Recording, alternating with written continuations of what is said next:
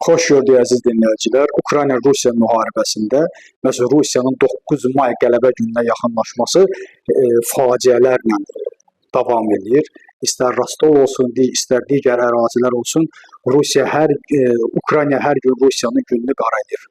Bu bir. İkinci bir məsələ ondan ibarətdir ki, bilirsiniz ki, Ukraynalılar mineralların razılaşması bilirsiniz ki, aktına nihayət imzaladılar Amerikada və bundan sonra artıq Amerika yenidən Ukraynaya hava hücumundan müdafiə sistemlərinin verilməsi, onlar üçün pulun ayrılması, 300 milyondan çox F-16'lar və F-16'ların ləvazimatlarının verilməsi artıq proqramına yavaş-yavaş qəbul edir və ödənişsiz əsaslarla Ukraynaya yardım etməyə başlayır.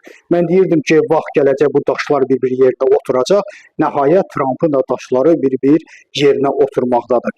Yeganə sülh yolu, yeganə Rusiyanı məcbur etmə yolu Ukraynaya ciddi surətdə yardım etməkdən gedir ki, bu həm Amerikanın, həm Avropanın bütünlüklə demokratik dünyanın canını bu mənfurlardan xilas etmiş olacaq. Təşəkkür edirəm.